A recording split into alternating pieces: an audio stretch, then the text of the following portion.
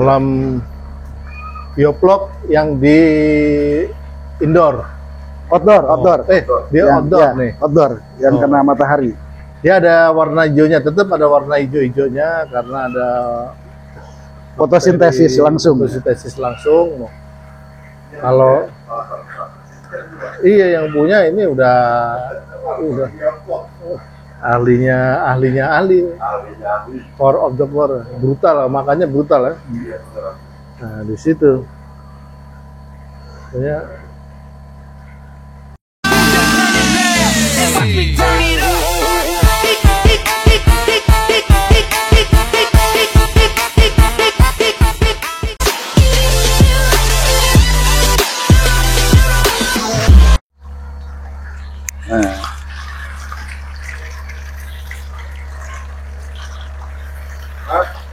Selamat sore, hari ini saya sedang berkunjung di kolamnya Om Alam, masternya bioblok. Dan sore ini kita alhamdulillah bisa ketemu. Kita lihat-lihat perkembangan bibit 10.000 ya Om? Ini tinggal 10.000, asalnya saya tebar 15.000, kemarin udah dijaring sebagian. Oh, untuk dipanen? Panen, ada permintaan. Di itunya berapa ya ini? Berapa kubik ya?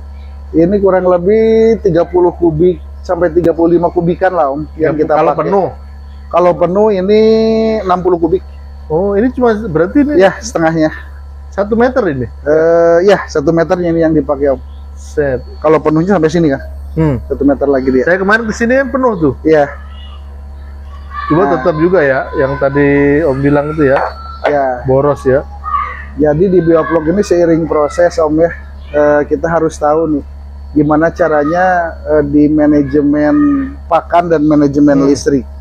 Nah itu yang boncosnya di listrik Om. Betul. Nah kalau teman-teman yang sudah tahu gimana cara memainkan ritme root blower dengan inverter ini, mainkan haze disesuaikan dengan ketinggian air, itu pasti akan ketemu Om. Oh, berarti gitu. itu root blower itu 1,5 itu udah maksimal ya? Ya, jadi begini Om, ibarat kita membangun sebuah gedung, kita memerlukan misalkan bangunan gedung itu dari baja WF ya. Nah, baja WF ini untuk menghitung konstruksi itu harus ada tabelnya. Oh. Nah, begitupun di root blower Om. Root blower itu memang harus dihitung detail kapasitasnya mesinnya, berapa watt, berapa LPM totalnya, kemampuan idealnya. Dia di tabel itu ada yang 1 meter, 1,5 sampai 2 meter, itu tabel DO-nya ada Om. Oh. Gitu. Jadi kalau teknis itu sudah dikuasai sama teman-teman, insya Allah Om, dia budidaya biobloknya pasti berhasil Om. Nah itu banyak sekarang berapa orang ya teman-teman kita, Om Joko juga biobloknya berhenti total nih. Nggak tahu saya juga kenapa itu Om Joko. Jadi semewah apapun kolam, seideal apapun teknologi, secanggih apapun teknologi, tetapi kalau SDM-nya dia tidak siap dengan teknologi tersebut, tetap risiko gagal tinggi Om. Oh. Jadi tidak seindah, oh yang penting teknologinya udah oke. Ekspektasinya kan semua rata-rata ngasih pakan, panen. Nah di bioblok kan setelah teknologi ideal saja risiko gagal masih tinggi. Masih ada. Iya, yang paling utama justru setelah teknologi ideal, SDM-nya harus kita bentuk kok. Gitu, tapi balik lagi ke SDM-nya. Kan kayak di komputer ini ada Intel 1, Core 2 sampai i7 gitu kan. Nah, balik lagi nih ke memori si SDM tersebut gitu. Mampu nggak dia? Nah, itu. Karena udah dikasih tahu itu segini banyak. Ya, karena kalau di bioblok hanya sekedar bekerja dan tidak berinovasi, dia tidak akan pernah berhasil. Nah, itu banyak saya temukan di lapangan. Coba saya bimbing, coba saya didik sedetail mungkin, tetapi loadingnya, daya tangkapnya dia hanya menjalankan hanya sekedar bekerja, itu tidak akan pernah ketemu kalau di bioblok. Bioblok itu ciri khasnya kayak air mendidih ini ya? Iya, betul. Ini berarti sama aja ini 1 meter kubik isi 4 dong ya? Ya kalau pendederan sebetulnya bisa sampai 500 ekor lah segede gini tuh.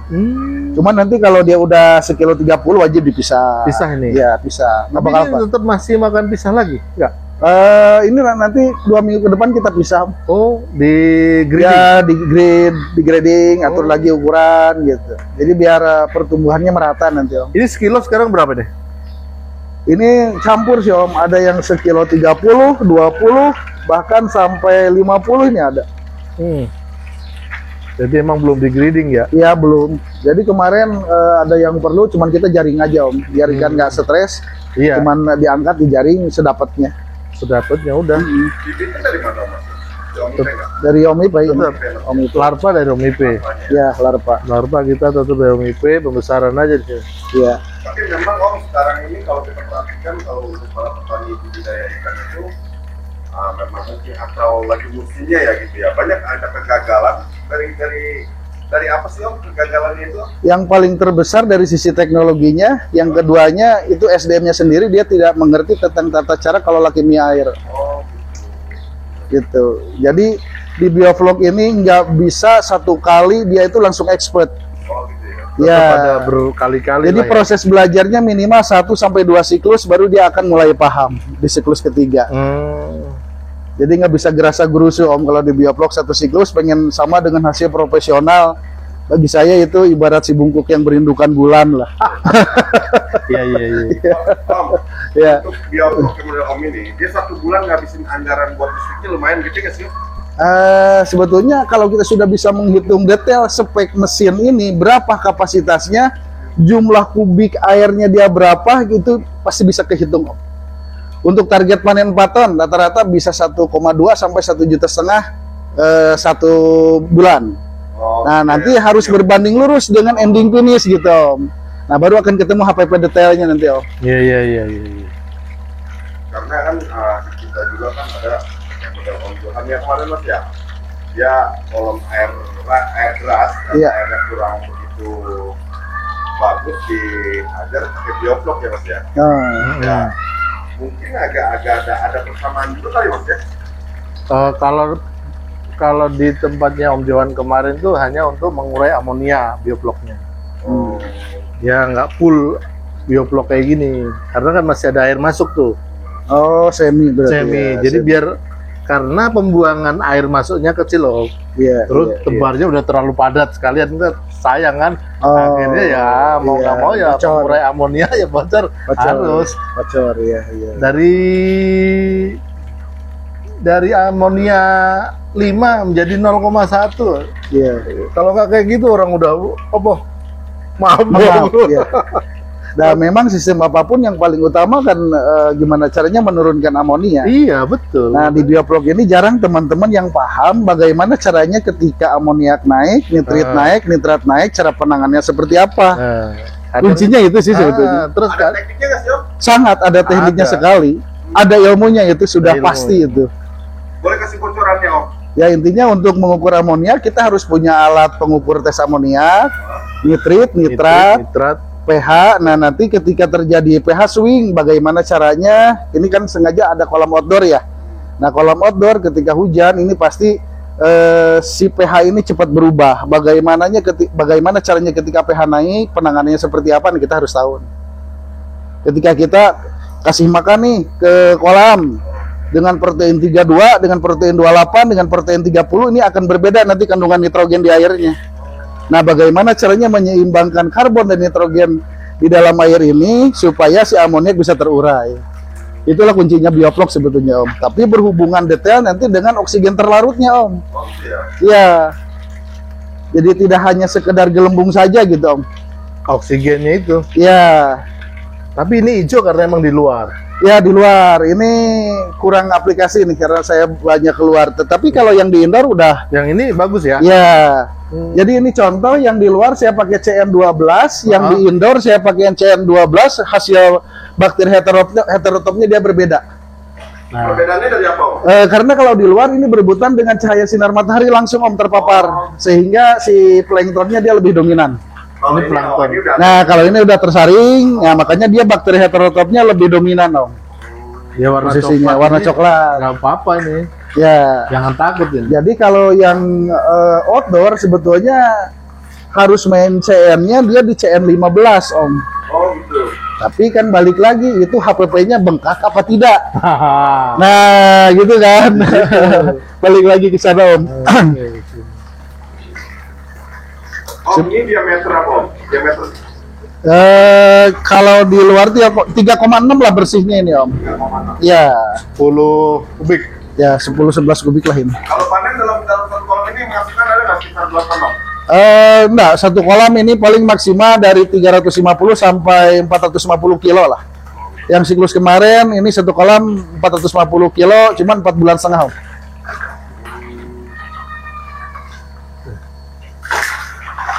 Tapi nggak bau airnya ya, Mas? Enggak. Nah, asal rajin perawatan itu aja. Enggak bau. Dia biarpun kayak gini. Ya, cek amoniak. Nanti kalau nitrit-nitrat tinggi, bakterinya ada lagi gitu kan. Iya. Untuk pengurai nitrit-nitrat. Untuk amoniak, misalkan tinggi, ya kita aplikasi CN lagi. Jadi aplikasi CN itu situasional kalau bakterinya sudah dominan gitu. Bloknya ukuran berapa ya? Saya sekarang nggak jadi patokan ke plok. Yang penting parameter air bagus, ikan pasti berhasil panen gitu. Makan aja ya. Iya. Ikan mau makan masih. Karena pada dasarnya plok ini mungkin jadi makanan tambahan, tetapi tidak signifikan hasilnya, Om. Nah, banyak teman-teman yang terjebak semakin plok tebal katanya ikan bisa signifikan naik. Menurut saya enggak. Kalau saya malah bloknya banyakan malah ikannya mabuk. Ya, gitu, benar, Om.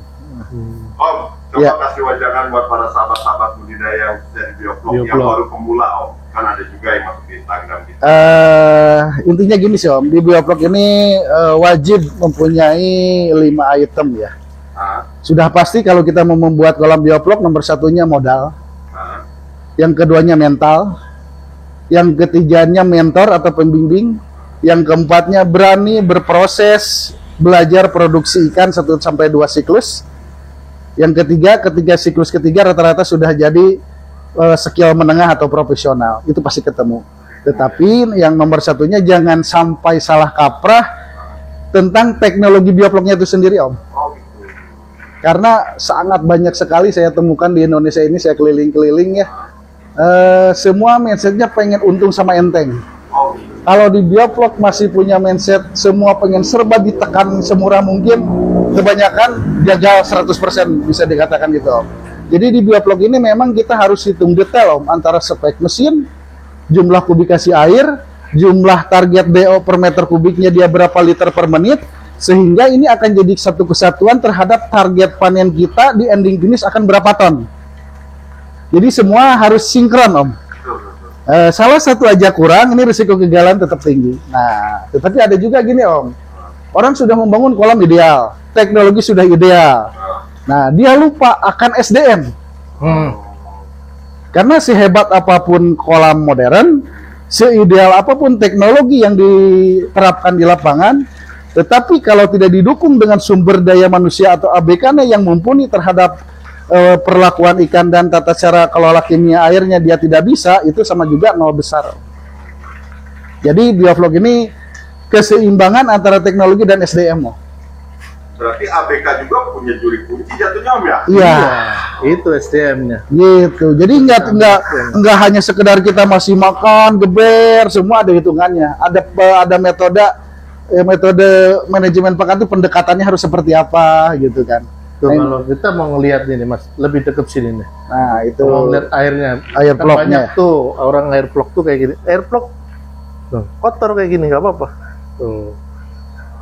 Tapi dia bakteri sehat. Dia Berarti banyak bakterinya dia di sini. Itu yang kecil-kecil kalau kita mau ngeliat itu.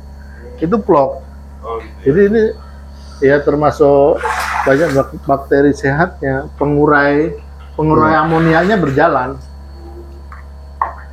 Kita ngeliat aja di Jadi situ. jadi sekarang saya begini, Om, bagi teman-teman yang mau buka skala industri besar misalkan, tapi tetap masih ABK-nya masih belum paham nih, bisa kontak saya nanti. Kita memang ada program khusus kursus dengan tim, Om. Om, sebutkan aja nomor handphonenya, Om. Boleh, Om. Sebutkan aja. Bagi yang pengen belajar usah di bioblok super intensif dan SDM-nya pengen lebih expert, bisa hubungi saya di 0857 4613 0342. 0858 0858 58 4613 0342. Oke. Iya, Itu yang gitu. kami ingin belajar ya Om. Ya, monggo kita belajar bareng-bareng lah Om. Intinya gimana caranya si pembudidaya ini biar dia minim kegagalan. Gitu. Karena banyak sih teman-teman yang skala industri juga udah besar, teknologinya udah ada, tetapi tidak didukung dengan SDM-nya yang expert, tetap gagal Om. Bioplok ini tidak seindah apa yang dibicarakan teman-teman manis gitu kan. Enggak, Om. Kalau saya akan bicara pahit. Yang nomor satunya kalau ABK-nya sudah siap mental, monggo itu dia pasti akan berhasil, Om. Berarti kalau kita pikir ini ya Om, bioblok dengan air deras lebih enak di air deras Om ya? Nah, kalau air deras kan simpel, nggak mikirin air, kebuang terus kan. Si amoniak dia, Nggak ada amoniak. iya, Dua minggu. buang terus. Nah kalau di bioplok kan gimana caranya air nggak ganti, sedangkan pakan terus masuk, nitrogen ini tinggi, belum racun dan lain-lainnya dari pakan ini apa gitu kan. Nah gimana caranya si air ini seimbang gitu kan. Amoniaknya rendah, nitratnya kalau bisa nol semua gitu. Ini padahal dalamnya ini amoniak semua nih. Kalau Iya. habis makan kalau nggak dia buang amoniak nggak mungkin kan ikan. Makanya nggak ada bakteri pengurai. Karena amoniak. nanti akan ada masa titik jenuh juga Om air ini. Oh gitu ya? Ya, makanya begitu dipanen saya tuh biasanya nggak dibuang air bioblok itu dibuang 20%, 80%. Ya, 80% saya pindahin. Saya pakai lagi buat starter bakterinya. Jadi akan lebih cepat dia. Oh iya iya. Karena proses jadi seperti ini kan lumayan Om, minimal 20 sampai 27 hari dia dominan bakteri ini. Dan ada hitungan harganya ini kalau jadiin seperti Iya. ini. Iya ya. Sekarang berapa gram ininya enzimnya Om ya? Iya, betul. Molasenya berapa gram? Terus itunya semuanya ada hitungannya, ada Iya. duitnya ini. Ini sebetulnya Sayang. dari kolam belakang nih, dari belakang ke depan ini udah 2 tahun lebih Om air ini tuh. Bolak-balik iya. Bolak-balik doang. Bolak-balik, buang 20, ambil 80-nya terus muter starter lagi gitu kan. Berarti yang diambil itu yang atas saja ya? Iya, yang bagian atas Bukan ya. bagian bawah. Bagian Bawah bawah saya buang dulu. Setelah mengendap ya? Setelah kebuang saya sedot. Iya. Disedotnya pun pompa ininya, si pompa sedotnya saya pakai filter. Pakai saring biar vlognya nggak terlalu tebal gitu. Karena proses untuk membuat air jadi gini kan lumayan Om. Iya, ada harga ini. Iya, butuh kesabaran. Berapa gram, Proses. berapa Gitu. ini ada. Tapi rata-rata orang yang di bioblok itu ngerti nggak sih Om? Makan ada juga ya buat pemula. Kalau air kadang-kadang dibuang semuanya Mas. Ya, Ya, enggak. kalau teman-teman yang belum mengerti apa sih metode bioblok yang sesungguhnya itu pasti kebanyakannya dibuang. Oh dibuang. Iya. Sarannya Padahal apa nih Om? Sarannya Om? Kalau saran saya sih kalau teman-teman sudah mengerti tentang bioblok murni dan idealnya seperti apa, pasti dia tidak akan membuang air semuanya, Om. Karena air udah jadi, Air udah jadi ini akan bagus lagi buat starter berikutnya, Om. air mahal Mas. Iya, tinggal kita nanti tambahan aplikasi lagi, ukur terlalu. parameter airnya gitu kan. Nggak terlalu makan biaya Om ya? Iya. Ya, Sudah. jadi lebih murah nantinya. Nextnya akan lebih murah gitu SOP-nya. Starternya itu jadi bisa dipakai lagi. Ya, kuncinya kalau sudah ketemu gini Om, kita sudah bisa mengendalikan amoniak, nitrat, pH, beres Om. Dasarnya itu aja. Buat para sahabat-sahabat dan sahabat-sahabat yang kemarin kayak nih. Ini yang berbicara salah satu praktisi ikan di Mas Bro. Betul. Karena kalau udah air minimal dasar 4 item, 4 dasar item ini aja sudah teman-teman bisa. Itu risiko gagal pasti akan minim sekali. Oh gitu ya. Asal dengan catatan minimal oksigen terlarut atau DO tiap per meter kubik untuk segmentasi pembesaran minimal 30 liter per menit dengan ketinggian air 1 meter. Itu akan ketemu efektivitasnya. Saya langsung otak saya langsung kali-kaliannya agak merem-merem. Ini kemana ini? Katanya gini loh. Iya. Mas ya, kita ketemu malam jam itu di Garak Iya, iya, iya, Ada iya. satu tanam ya? Lebih kayaknya. 2 tahun lah adalah 2 tahun lah. Nah, banyak juga netizen yang ngomong sama saya, Om, kenapa Om Malam nggak masuk di YouTube-nya lagi? Karena gini, Iya. saya saudara-saudara, Om Malam itu sibukannya full. Iya. Susah ya, schedule-nya. Intinya saya gaptek sosmed lah.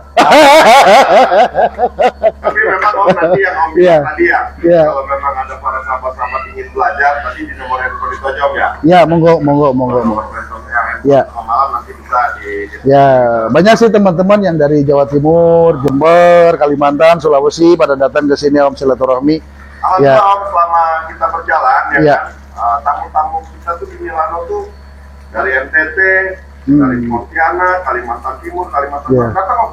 Luar biasa, luar Datang, biasa. pengen ketemu. Saya bilang, ada juga ketemu kami dengan Om Alan, susah. Saya bilang, susah aja nggak susah. Iya, Tapi iya. Alhamdulillah Om, mereka datang cuma hitungan jam. Iya, iya, Dari Kalimantan, terbang ke Milano, iya. balik lagi. Tapi memang, ya itulah kalau memang pengen ketemu ya susah Om. Tapi memang segini semuanya Om. Iya. Yang bener banget pengen gitu. Iya. Ya, nanti kita ngobrol lagi Om, lebih banyak lagi. Mas, gimana Iya. Mas? Oke, itu Tinggal kita kolaborasikan kan. Ya. Sistem apapun semua pasti ada plus minusnya, Om. Oke, buat sahabat-sahabat Iya. semuanya, Mas, ngapain Oke. lagi? Oke, buat sahabat-sahabat semuanya, lihat ikannya lebih ganas lagi di sini nih. Sini. Ikannya lebih ganas lagi yang ini. Dia belum dikasih makan tuh, ya pasti lebih agresif tuh. Nah,